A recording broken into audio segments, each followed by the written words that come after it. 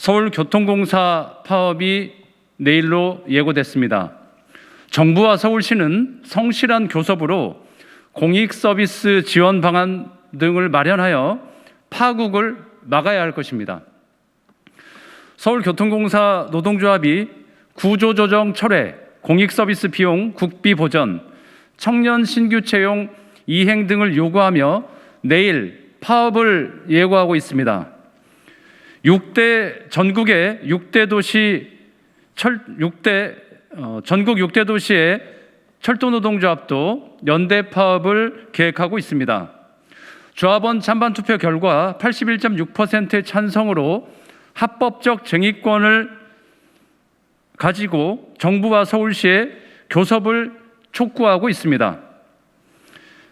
파업 결의 후 20여일이 지난 지금까지 정부와 서울시는 대화 요구에 성실하게 응하지 않은 채 서로 책임만 떠넘기며 아무런 대책도 내오지 않고 있습니다.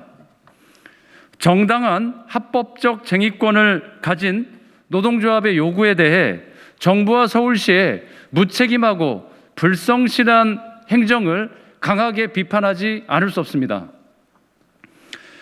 대화의 시간이 그리 많이 남아있지 않습니다. 정부와 서울시는 파국을 막기 위해서라도 서울교통공사 노동조합과 성실하게 교섭에 임해야 할 것입니다.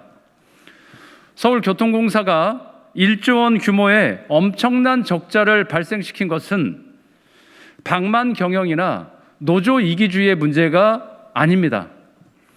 고령화에 따른 어르신 무임승차 등 공익 서비스 비용, 즉 PSO의 증가, 코로나로 인한 대중교통 이용 급감, 원가에도 미치지 못하는 운임 단가 등 도시철도 산업의 구조적 문제 때문에 적자가 눈덩이처럼 커진 것입니다.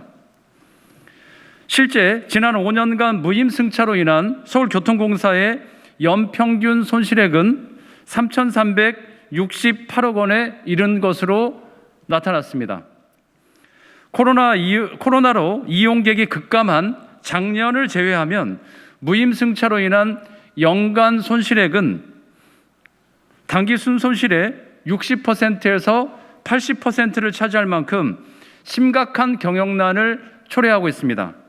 이는 전국 모든 도시철도 현장의 공통적 문제이기도 합니다. 서울시는 경영난을 해소하기 위해 보편적 복지 비용에 대한 국고 부담을 요구하기는커녕 인력 감축과 외주화를 밀어붙이고 있는 어처구니 없는 행정을 펼치고 있습니다. 인력 감축은 곧바로 안전 비용과 안전 인력 감축으로 직결될 것이고 현장에서 일하는 노동자들의 안전을 심각하게 위협하게 될 것입니다. 결국 대중교통을 이용하는 시민의 이동권과 안전이 불안해질 수밖에 없게 될 것입니다. 정부의 교통복지 정책인 어르신 무임승차로 적자가 발생했는데 왜 그 책임은 일하는 노동자들이 전담해야 합니까? 한마디로 진단부터 처방까지 모두 엉터리입니다. 중앙정부도 문제입니다.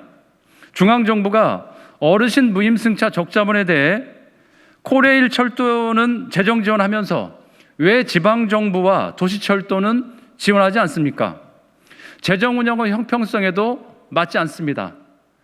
정부의 교통복지 정책에 따른 공익서비스 비용은 국비 지원을 원칙으로 하면서 공공재로서 도시철도에 대한 사회적 분담을 모색해야 합니다. 정부와 서울시는 서로 책임을 떠넘기면서 일하는 노동자들에게 희생을 강요하는 무책임한 행정을 즉각 중단하고 성실하게 교섭에 나와 합의안과 대책을 만들 것을 다시 한번 강력히 촉구합니다. 정의당은 시민의 안전을 지키고 불합리한 경영구조 개선을 통해 도시철도의 공공성을 확보하기 위한 서울교통공사 노동조합의 서울교통공사 노동조합의 정당하고 합법적인 파업을 지지하고 연대합니다. 시민의 발인 도시철도가 내일도 무사히 출근길 시민들의 삶을 안전하게 실어나를 수 있도록 대화를 통해 공익서비스 지원 방안 등 합의안 도출을 위해 정의당도 모든 노력을 다하겠다는 말씀을 드립니다. 이상입니다.